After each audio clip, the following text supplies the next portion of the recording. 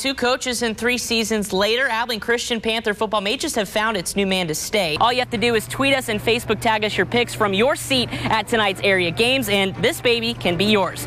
After last season's weather-canceled event at Bulldog Stadium. Now, these two almost a given to meet again in the postseason, just like they did last year. And with their alma mater's brand new stadium plans finally being put into motion, the Halbert family knew exactly what to do. Wiley senior Kason Grant has had a pretty eventful summer, committing to Mississippi State, and while tossing the pigskin around with me today, it's easy to see he's ready for the fall season. You got a mayoral election coming up. Would you have any interest? I tell you what, I wouldn't know first thing about being a mayor. The 58th annual Crosstown Showdown. It'll feature a battle of playmaking receivers and friends from both schools. So you guys flew around. What was the key to getting that kind of quick start? I mean, just the way we practice, you know. A big-time opponent in West Orange Stark. It was a fantastic crowd here as the Mustangs go for a state title for the first time in 31 years. And guess what? The Eagles, not surprisingly, on top early here as the first quarter gets ready to wrap up. A quick score from Quayshawn Washington from Peyton Killam, and then Abram Smith took it all the way for a touchdown. It's kind of the calm before the storm here, the meeting between Abilene High and Cooper. 57 years strong, and this one going to be a good one as well. Kind of an overarching story about this year's matchup is just how both teams exactly got to this point, with 3 of them coming out of what might be called the Big Country's dominant district. Evan Nimick has more on those 2 that will go head-to-head. Today, Hadley gets her competitive juices going here on the golf course, using her past to drive her forward, all the way to a district title. Kind of show some respect to someone if he outdoes them like you did. I mean, I don't know. I didn't even know. And obviously it is opening day here in Arlington, but this one a little more special for Cowboys fans. The drama of the offseason following of Ezekiel Elliott now over. When those lessons transfer off the playing field, that makes it truly worthwhile. Evan Nimick has the story of one ACU student athlete who's done just that with an impact that's gaining some attention.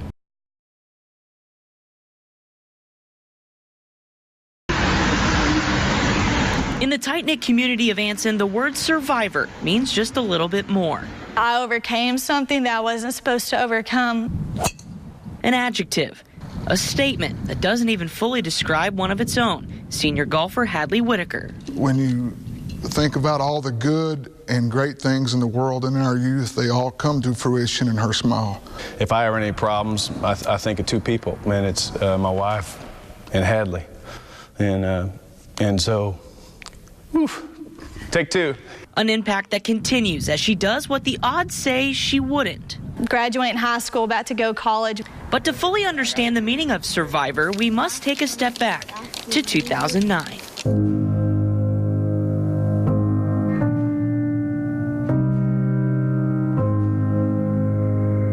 A 10-year-old Hadley loves sports and was in the midst of another successful youth softball season. She made a throw home and didn't look right, and another throw, and I talked to her dad, and he was like, oh, that doesn't wonder what's up. Her neck began to hurt, and her PE teacher noticed Hadley would drag her right leg when she ran, leading to a phrase no child or parent ever wants to hear: cancer. It was wrapped around a major artery in my neck, and it was about to snap my spinal cord in half, and it was about to destroy my voice box, and I had the chances of dying, of having paralysis, of having a stroke. Those were my options, and that's all I had. I'll never forget when the doctor came in and talked to us in between her 2 surgeries and told us what could happen, you know, and so we're just sitting here thinking the worst. Fortunately, God led her to some good physicians, and the effect on this town was unbelievable. Doctors having discovered a rare 1 in 8 million odd tumor called a chordoma. But after placing 7 screws, 2 rods, a cage, and a plate in her neck, a neck brace wearing Hadley then battled the task of returning to somewhat of a normal life. They saw me as sorry, you know, I'm so sorry that this happened to you. It must be awful. And I feel like people saw me as weak. But she was never alone. This whole community, churches, families, businesses, all just pulled together and prayed for her. And while her time playing contact sports ended, her role contributing didn't. I would do my little pregame speech, and then in comes Hadley, and she'd say the prayer for us and got us going. But when she hits it like that, that's really good. Today, Hadley gets her competitive juices going here on the golf course, using her past to drive her forward, all the way to a district title. once I realized that I had a purpose and that I was able to be here and live on this earth and that the Lord saved me for a reason, then I could really find that strength and find deep inside what it was that pushed me to my max. And I eventually found that come high school with golf. So we circle back to that word survivor. Hadley exemplifies that, and through her positive outlook and enthusiasm, she's inspired others. An athlete that can deal with that and come out ahead exactly like she has done, it's proof. That's proof what athletics is for. I've got a daughter that's 10, and if she turns out half as good as Had, that'd be amazing. Hadley isn't done yet, with a plan to help those going through similar situations as an occupational therapist. Those therapists and everyone around me provide encouragement and provide strength, and I want to be that for someone else. Just to see her want to do something that has helped her in her life and to go out and help others, I think is going to be pretty super cool. A survivor, with each stroke making a difference. She just is one of those folks that make you proud of the future and make you proud of the young people we have coming up. A simply inspiring story, and I want to first thank everybody at Anson, from Judge Hagler to her coaches, her family, for sharing that story. 7 years of remission for Hadley. Work sucks, I'm going racing. This weekend, Lake Nasworthy in San Angelo turning into a proving ground with some of the fastest watercraft out there. See two guys pushing each other big time. Oh yeah. He's got him. He's got him. Making the fun all about speed. But as in any Lucas Oil Drag Boat Racing Series event, fans flip about the main event. The other ones are fast. Wait till the top fuel starts. Okay, Mickey, thumbs up. The Big Kahunas. Top Fuel hydro boats cover 1,000 feet of track at nearly 4 seconds or 300 miles an hour. Announcer Roger Monroe bringing the good news, but also the not so good. Nick's face tells it all. Dang it! What happened? My grandfather lost. This year's race also celebrating a historical milestone. Can you believe it's 10 years already it's been here? Been at every one. That's crazy. This is sponsored by Bud Light. But one thing won't change. Fans lined up along the shore. That's what racing's about too. Popping a top. Beer and fun. Chris Wilner, KTXS Sports. Chuck Sitton was my best friend, and I miss him every day. How do we remember legends? For David Halbert, it was simple. Take longtime friend and teammate Chuck Sitton's name and leave it permanently at the place he called home. You know, David and Chuck were incredible friends, and they played together at Abilene High, and then Chuck went on here to play for the Wildcats in the 70s, was an All-American safety. Who dazzled his way to accomplishing a dream, making it to the NFL. But in 1980, that all ended, Sitton suffering fatal smoke inhalation from a house fire in Abilene, gone at the age of 24. So fast forward 36 years to this past October. A lot of people call the special sauce of this university is the relationships, and I think this is a great demonstration of that. And with their alma mater's brand new stadium plans finally being put into motion, the Halbert family knew exactly what to do.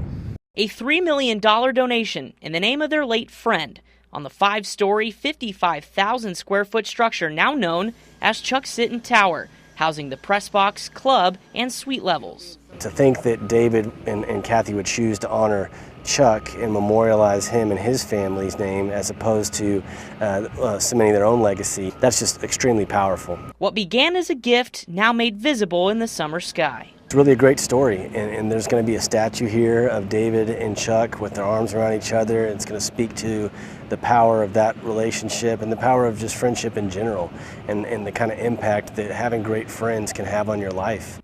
And thanks to that friendship, Chuck's name will live on for years to come.